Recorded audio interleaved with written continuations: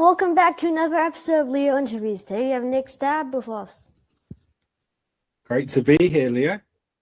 Yes, of course. Well, let's go ahead and get into it. Tell me about you.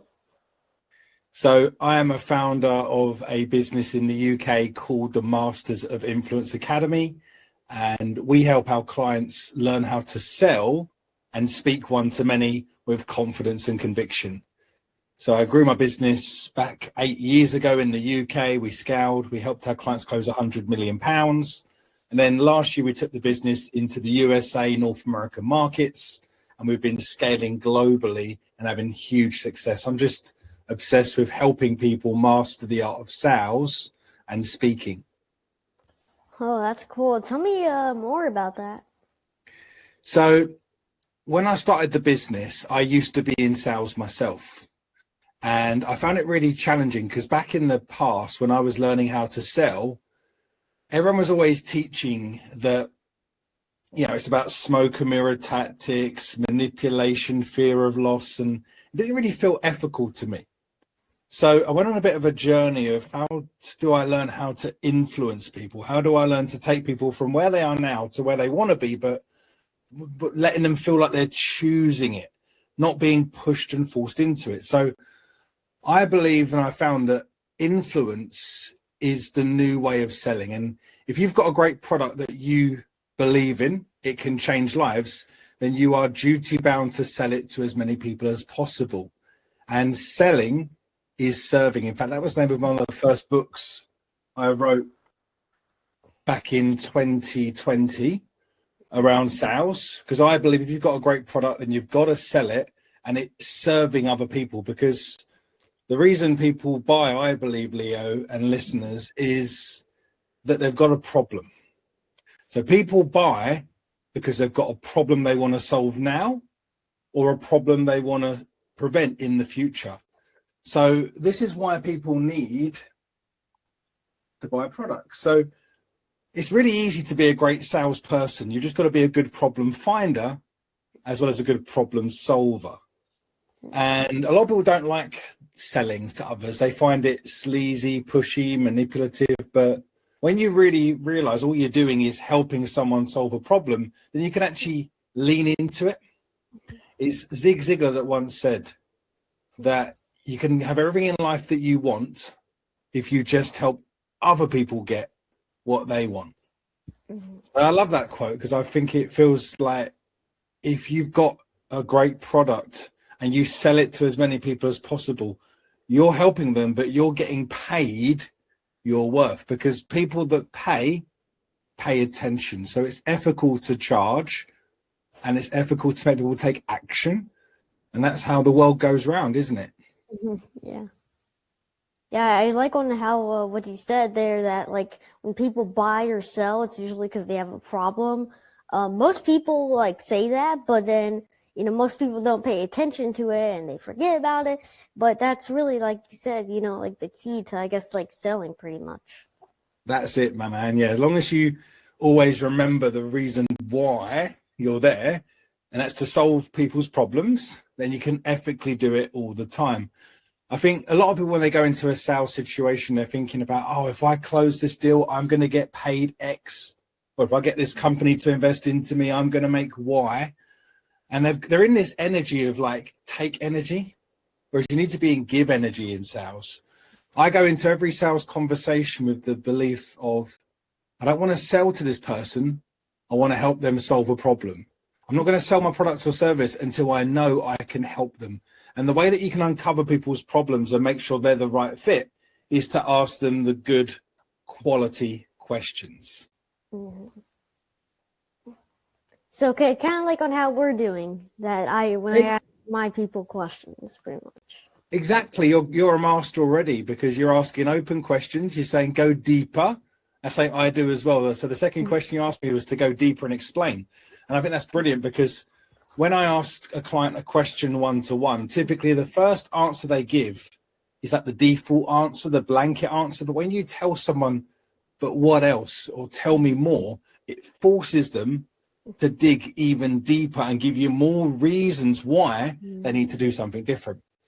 And it's typically I found that pain is the biggest driver of people's change. If you want to sell to someone, it's not about focusing on, oh, this product will make you X and Y, it'll give you all this great stuff. It's more about focusing on where are they now and what doesn't change if you don't take action today. So where do they stay? How does that make them feel?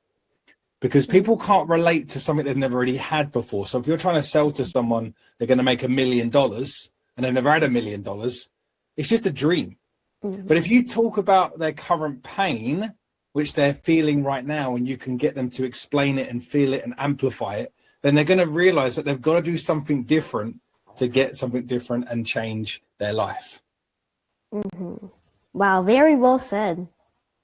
Thank you very much. It's such a great pleasure to be here on your podcast, man. And I've heard great things about the guests you've had and the change you're having on the younger generation. I love helping kids. I love giving back to as many people as possible. And I think it's so important that people learn the skill of sales and speaking from the youngest age possible, because in the USA, it's one of the biggest fears, isn't it? Public speaking. Yes. People are more scared of speaking than they are of dying, which I find pretty crazy. But I can personally relate, because when I was a kid your age, the thought of going onto a phone call and selling something or speaking on a stage, let alone a podcast, I would have never thought that was possible. And I would have really shied away from it. So I love what you're doing, inspiring the younger generation to use their voice, talk about what they're passionate about. And effectively, when they could sell their ideas, their beliefs, their dreams, their products to other people, that's going to solve their problems. It's going to help them. It's going to help the world. Exactly. What's your biggest challenge and how did you overcome it? My biggest challenge? What a great question. In business, probably the biggest challenge I ever had was scaling my business past where I was, my mindset, I'd say. So I always sold for other people.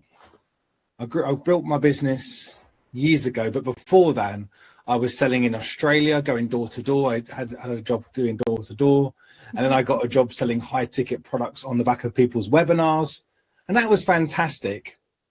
But I then realized that there was a problem in the marketplace, and I was selling for real estate trainers or crypto investors. But the thing is, people couldn't sell their beliefs and ideas to others. So when they were trying to build their own businesses or get into real estate and they weren't able to sell to the estate agents, the vendors, the landlords, well, they were staying stuck. So the challenge I had was then taking my role of working in someone else's business to then growing my own business. But I just remember that I made a commitment, and this was around about 8 years ago. I made a promise to myself that I was going to do everything in my power. I didn't know how I was going to do it, but I was going to find a way to get my voice out there. So the biggest challenge was really going from employee in someone else's business to business owner. And I think the thing that really helped me go from that place of A to B quickly and without much loss, without much stress, was because I was able to go and sell high ticket for other business owners. It gave me a sneak behind the curtain. So I was able to see how their high ticket sales operated, see how their infrastructure worked. I was able to speak to some of the key people in the business and ask them for help, tips, guidance. So it was a natural progression really for me to look at all of the mentors that I had and say, what's really good about these companies? Where could they be doing better? And that's the energy I've always had when I've made my own training courses and my own products. It's how can I R&D? Now, in business, they typically say that R&D stands for research and development, right? Well, I believe it should stand for rip off and duplicate. Because that's what we need to be doing. I mean, sales has been around for thousands of years. I've not reinvented sales here. I've just learned from some of the great salespeople in the world and said what was really good about what they taught, what could be delivered even better or easier in a system and a process. And that's what I've been able to create: guidelines, an exact pipeline of where to go for objection handling, how to find leads, how to close leads, how to structure a sales presentation, webinars, events. So it's all about systems and processes and leveraging other people's skills, knowledge, and time. Coaching compresses time, I believe. Yeah. Man, that what you said, it's like an 18-wheeler right there. But loving your terminology. So I'm from England, and I love that. I love that, dude. Oh, thank you. I know that they probably we have had certain guests from the UK and England, London, Ireland, blah, blah, blah, wherever else they speak English, right? And they all have different terminology, but for me, really, I just say that just hits like a semi truck coming at you. Yeah, it definitely hits the nail on the head. All right. Yeah. When you are scared, what is something that helps you feel brave again? Wow, what a great question. So I don't believe that fear ever goes away. A lot of people think that, especially public speaking, that you're going to one day stop being nervous.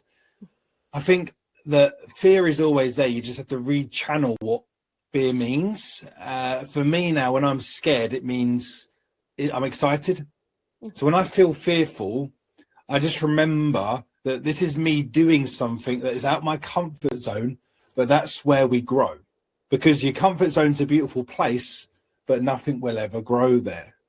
So whenever I'm feeling fearful, it's just screw it, let's do it, as Richard Branson says. If I feel that fear, I sit in the fear for a moment and then realize this is me growing.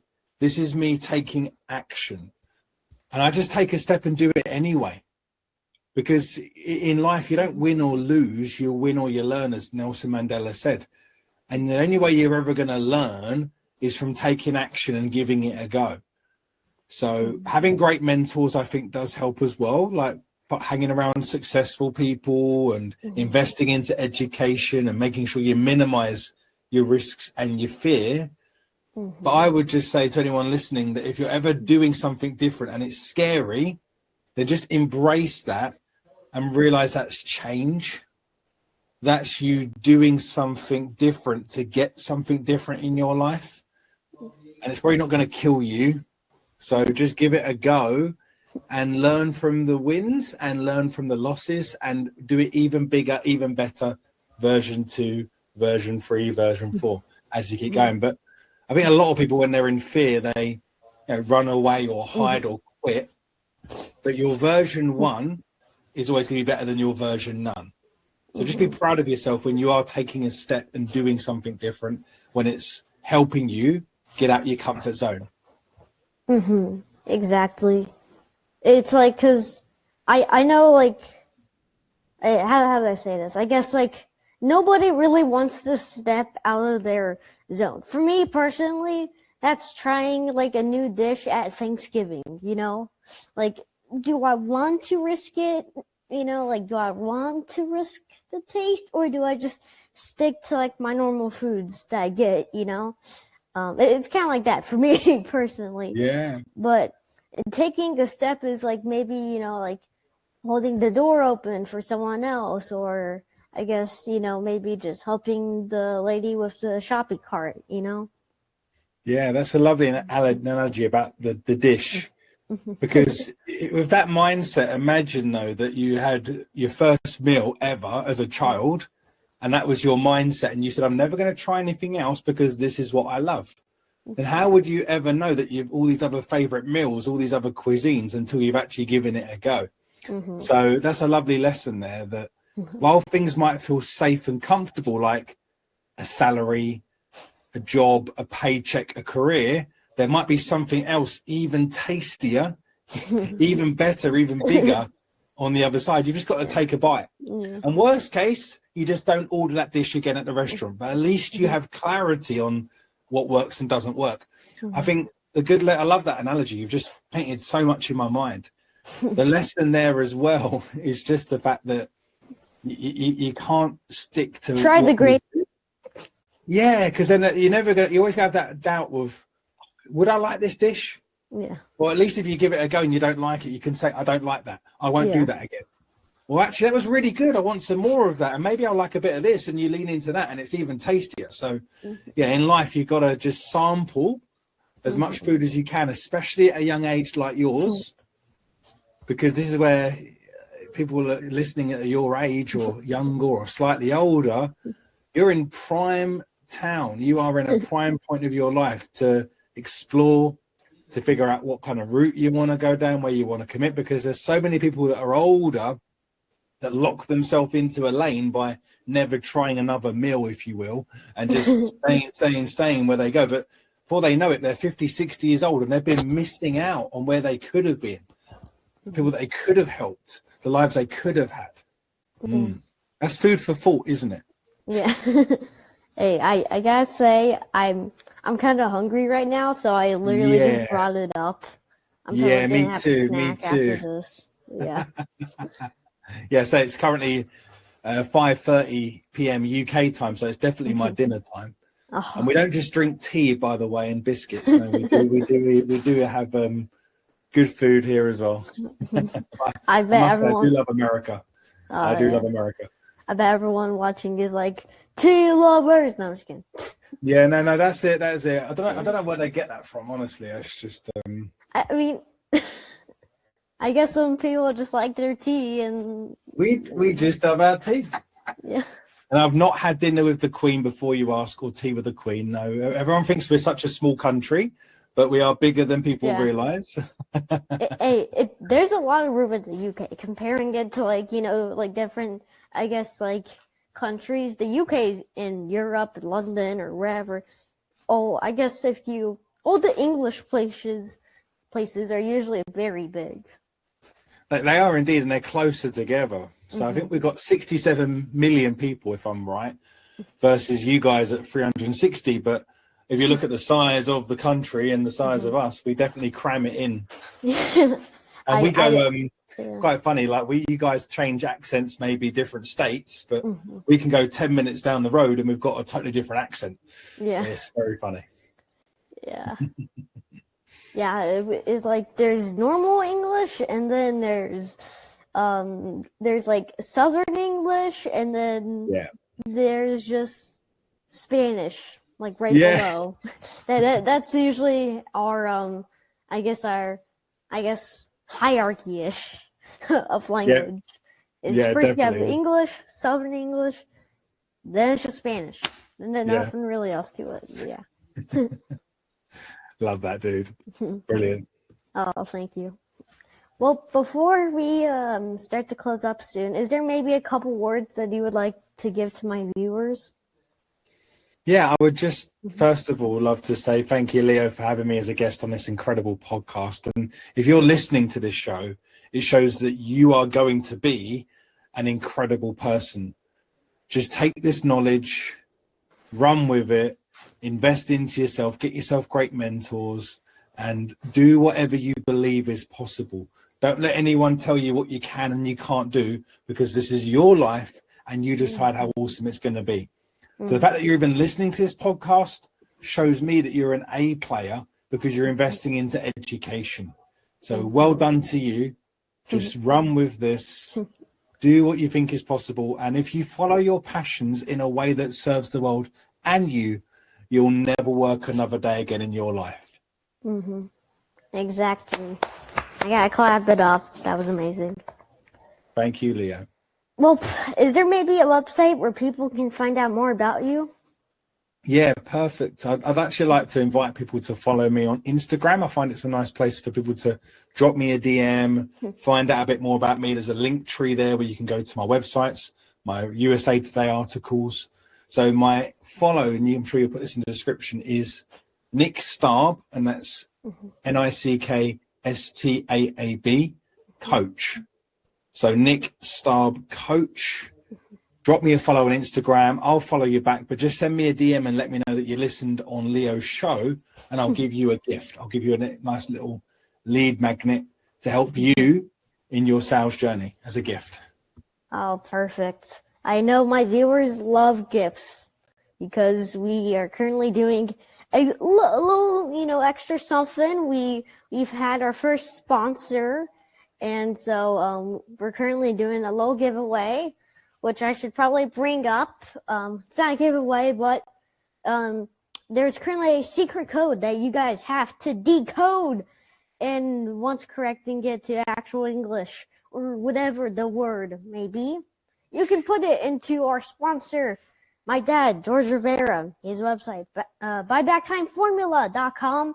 There should be a little, I don't know too much about it. He's still updating the website to have it, but there should be like a little, I guess, area where you can put in a code, and putting in the code will give you a slight 1 penny discount. No, I'm just kidding. No, it's going to be more than 1 penny, or I guess whatever the lowest currency is there in the UK. Europe. Yeah, it's a penny. Oh, okay. So yeah, a 1 penny discount. No, it's usually a bit better than that. It's not actually 1 penny. So don't worry. It's still a good discount, guys. So, thank you. Well, as always, we have our very last surprise question. This plot twists everybody. I don't know how, but it always gets them. I'm like, okay, we're about to wrap up, and no, last one somehow always gets them. Maybe they have to watch more Netflix because they don't understand plot twist. Anyway, do you think you can handle the question? People stress under this one. They mentally break down. You're building it up. You're trying to scare me. Go on, hit me with it, Leo. Come on. Okay. Are you a Coke or Dr. Pepper guy? Ah, it's got to be a Dr. Pepper, right? Okay. Dr. Pepper is, I want to say, at 7 or 8 people right now. Coke is currently at 9 people. It's the first one to 10. Dr. Pepper needs to make a comeback for this. Come on. So all the Dr. Pepper guys, you might want to get interviewed right now before run out of interviews. I have another one today, and well, she actually might just vote for Coke, so that kind of stinks. But it depends. She might vote for Dr. Pepper. Have an open mind. You never know. It's not over till the fat lady sings, as they say in England, right? It's not over till it's over. So keep going. So it depends. Coke needs one more to win. Dr. Pepper needs, I think, a couple to eventually at least tie and then win. So we'll see on how it plays out later today. And I'll probably create a post on YouTube saying who won. But yeah. Anyway, it was nice meeting you. Great to be here, Leo. Thank you so much for having me as an amazing guest on this incredible podcast. Yes, of course. Well, until next time, guys. Bye. All right,